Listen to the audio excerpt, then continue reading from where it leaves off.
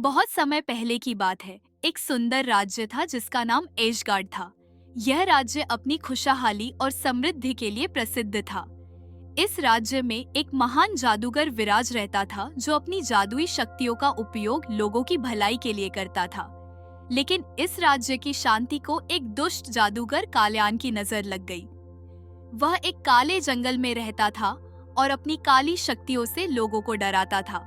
उसे विनाश और अंधकार पसंद था और वह एशगार्ड को नष्ट करना चाहता था ताकि वह वहां अपना अंधकारमय शासन स्थापित कर सके।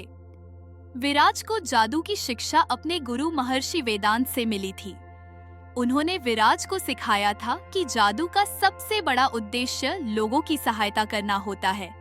विराज के पास एक चमकती हुई जादुई छड़ी थी जिससे वह पेड़ों को हरा भरा बना सकता था, बारिश ला सकता था और बीमार लोगों को ठीक कर सकता था। विराज का दिल बहुत दयालु था। वह हमेशा जरूरतमंदों की सहायता करता और सभी से प्रेम करता था। काल्यान जादूगर बहुत ही शक्तिशाली था, लेकिन वह अपनी शक्तियों का उपयोग केवल बुराई के लिए करता था। उसने जादू की ताकत को बढ़ाने के लिए एक काला ग्रंथ चुरा लिया था जिसमें कई खतरनाक मंत्र थे। काल्यान के पास एक जादुई काला पत्थर था जिससे वह किसी भी जीव को पत्थर बना सकता था। वह जंगल में रहने वाले निर्दोष लोगों को डराकर अपना गुलाम बना लेता था। सुबह का समय था। गांव के लोग अपने कामों में व्यस्त थे। किसान खेत जोत रहे थे, बच्चे खेल रहे थे और स्त्रियां चक्की पर अनाज पीस रही थीं। अचानक आसमान में काले बादल छा गए और एक तीव्र आंधी चलने लगी। हवा में अजीब सी गूंजने वाली आवाजें सुनाई देने लगी। गांव वाले अब भी कुछ समझ ही रहे थे कि तभी काल्यान जादूगर हवा में उड़ता हुआ वहां आ गया। उसकी लाल चमकती आंखें और काले वस्त्र देखकर लोग भय से कांपने लगे। उसने अपने जादुई मंत्रों से गांव में तबाही मचानी शुरू कर दी। कुएं का पानी काला पड़ गया। खेतों में खड़ी फसलें अचानक जलने लगी। घरों की दीवारों पर डरावनी परछाइयां नाचने लगीं।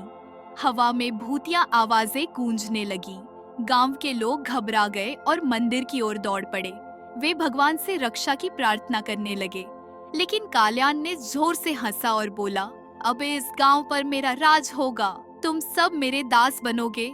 जब काल्यान गांव में आतंक फैला रहा था तभी एक वृद्ध संत वहां पहुंचे। वे एक सिद्ध महात्मा थे जिनके पास दिव्य शक्तियां थी। उन्होंने गांव वालों को हिम्मत देने के लिए कहा, अंधकार कितना भी घना हो, लेकिन एक दीपक की लौ उसे मिटा सकती है। काल्यान की बुराई ज्यादा दिन नहीं टिकेगी। फिर संत ने यह बात उस राज्य के राजा को बताई। राजा और संत मिलकर कुछ समय के लिए काल्यान जादूगर को रोकने में सफल रहे, लेकिन काल्यान जादूगर यह कहकर वहां से चला गया और बोल कि यह संभव नहीं, कोई भी मुझे नहीं हरा सकता। एक दिन काल्यान ने एशगार्ड पर हमला करने का निर्णय लिया। उसने अपने काले मंत्रों से राज्य में अंधेरा फैला दिया। सूरज की रोशनी फीकी पड़ गई, फसलें सूखने लगी और नदियों का पानी धीरे धीरे जहरीला होने लगा। राजा और प्रजा बहुत घबरा गए। उन्होंने मदद के लिए विराज को बुलाया। विराज को यह देखकर बहुत दुख हुआ कि उसके प्यारे राज्य पर संकट आ गया है। उसने काल्यान को रोकने का निश्चय किया। विराज ने काल्यान से युद्ध करने की योजना बनाई और काल्यान से युद्ध करने का निश्चय किया और विराज राज्य और उनके सैनिकों के साथ युद्ध के लिए निकल पड़ा। अंधेरा होने के कारण विराज को खोजने में बहुत सी मुश्किल का सामना करना पड़ा। आखिर फिर विराज और उसके साथी योद्धा काल्यान को खोजने में सफल रहे। काल्यान जादूगर गरजा, आज मैं इस राज्य को अंधकार में बदल दूंगा और कोई मुझे नहीं रोक सकता। तभी विराज शांत भाव से बोला, अंधकार कितना भी गहरा क्यों न हो, एक छोटी सी रोशनी उसे मिटाने के लिए काफी होती है। तुम्हारी बुराई आज खत्म हो जाएगी। फिर विराज और काल्यान में युद्ध शुरू हो जाता है। काल्यान ने अपनी काली शक्तियों से आग और तूफान पैदा किया, लेकिन विराज ने अपनी जादुई छड़ी से पानी बरसाकर आग बुझा दी। काल्यान ने पत्थर बनाने वाला मंत्र पढ़ा, लेकिन विराज ने अपने प्रकाश मंत्र से उसे निष्क्रिय कर दिया। काल्यान फिर से गरजा, विराज तुम मुझे नहीं हरा सकते। मैं अंधकार का स्वामी हूँ और यह राज्य अब मेरा होगा। विराज ने जवाब दिया, काल्यान तुम्हारी बुराई ज्यादा समय तक नहीं टिकेगी। जहाँ प्रकाश होता है वहाँ अंधकार खत्म हो जाता है। काल्यान ने अपने हाथ उठाए और एक विशाल आग का गोला अर्जुन की ओर फेंका, लेकिन अर्जुन ने तुरंत अपनी छड़ी से एक जल शक्ति उत्पन्न की जिसने आग को बुझा दिया। अब काल्यान ने हवा के जादू से एक भयानक तूफान खड़ा कर दिया। पेड़ उखड़ने लगे, घरों की छतें उड़ने लगी और लोग दहशत में आ गए। लेकिन विराज ने पृथ्वी का मंत्र पढ़ा और अपनी छड़ी को जमीन पर जोर से मारा। देखते ही देखते धरती से विशाल वृक्ष निकल आए जिन्होंने हवा को रोक लिया और तूफान शांत हो गया।